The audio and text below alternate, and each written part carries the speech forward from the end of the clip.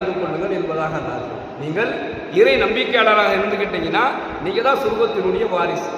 அடுத்து அல்லாஹ் கூறுகின்றான், நீங்கள் தொழுகக்கூடிய உங்களுடைய தொழுகையில உள்ளச்சமுடையவர்களாக இருந்து கொள்ளுங்கள். அப்படி இருந்தா நீங்க தான் சொர்க்கத்தினுடைய வாரிசு.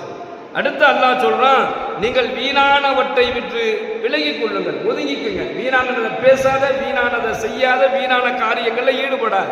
அப்படி ஒரு ஒதுங்கிக்கிட்டார் அப்படின்னு சொன்னா, ஒன்றும் இல்லாத, தேவையில்லாத, எந்த விதமான பிரயோஜனமும் தராத வீணான காரியங்களை பேசுவதை விட்டும் வீணான செயல்களை செய்வதை விட்டும் ஒருத்தர் ஒதுங்கிட்டார்னா அவர் சொர்க்கத்தினுடைய வாரிசு என்பதாக அல்லாஹ் சொல்றான்.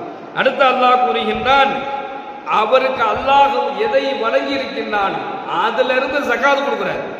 அல்லாஹ் அவருக்கு என்ன கொடுத்திருக்கிறானோ அதை கொண்டு தனக்கு போக மீதம் இருக்கிறதை இல்லாத ஏழை எளிய மிஸ்கின்கள் அனாதைகளுக்கு என்ன செய்யற? ஜகாத் கொடுக்கிற, தர்மம் செய்யற. அப்படி அவர் ஜகாத் கொடுத்து வந்தார் அப்படின்னு சொன்னா அவர் சொர்க்கத்தினுடைய வாரிசு என்பதாக அல்லாஹ் சொல்றான்.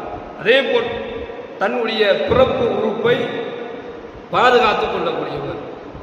இந்த விஷயத்துல விபச்சாரம், ஜினா போன்ற காரியங்களில் இருந்து, விபச்சாரத்தில் இருந்து தன்னுடைய மனைவியை தாண்டி, தனக்கு ஹலாலாக்கப்பட்ட தன்னுடைய மனைவியை தாண்டி வேறொரு பொண்ணோடு அவர் உறவு வைத்துக் கொள்ளாமல் தன்னுடைய மர்ம உறுப்பை பாதுகாத்துக் கொள்ளக்கூடியவர் சொர்க்கத்தினுடைய வாரிசு என்பதாக அல்லாஹ் குர்ஆன்ல பதிவு செய்கிறான்.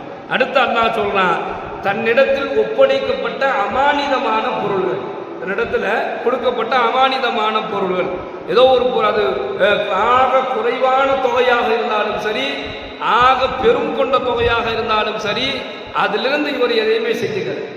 அந்த பொருளை எந்த விதமான மோசடியும் செய்யல. அமானிதனமாக எப்படி ஒப்படைக்கப்பட்டதோ அந்த ஒப்படைக்கப்பட்ட பொருளை அதை பாதுகாத்து அதை நல்ல முறையில் நிறைவேற்றி கொடுத்தவர் சொர்க்கத்தினுடைய வாரிசுதாரர் என்பதாக அல்லாஹ் சொல்றான். அதே போன்று தங்களுடைய தொழுகையை, தனக்கு அல்லாஹ் கடமையாக இருக்கக்கூடிய தொழுகையை அதற்கான நேரத்தில் எவர் நிறைவேற்றுகின்றாரோ அந்த நேரத்தில் அந்த தொழுகையை நிறைவேற்றுகிறார். தொழுகையினுடைய நேரத்தை நம்ம தள்ளி போடக்கூடாது. நாம் இப்போ தொழுதுக்கலாம், நமக்கு தான் வக்து டைம் இருக்குது, நாம் அப்புறம் தொழுதுக்கலாம் என்பதாக தொழுகையினுடைய நேரத்தை தள்ளி போடக்கூடாது. அல்லாஹ் குர்ஆன்ல பதிவு செய்கிறான், தொழுகை என்பது அதற்கான நேரத்தில் நிறைவேற்றுவது என்பதாக சொல்றான். உரிய நேரத்தில் உங்களுக்கு தொழுகை அதனுடைய நேரத்தில் உங்களுக்கு கடமையாக்கப்பட்டுள்ளது. அப்ப அந்தந்த நேரத்தினுடைய தொழுகையை அந்தந்த நேரத்தில் நிறைவேற்றி தருவதுதான் அல்லாஹ் விரும்புகின்றான். அப்படி ஒருத்தர் நிறைவேற்றி வந்தார் அப்படின்னு சொன்னா அவர் சொர்க்கத்தினுடைய வாரிசுதாரர் என்பதாக எல்லாம் வல்ல இறைவன் தன்னுடைய திருமறையில இந்த விஷயம், இந்த சில வசனங்களின் வாயிலாக இந்த விஷயத்தை அல்லாஹ் பதிவு செய்யலாம். கண்ணியமிக்க அல்லாஹ்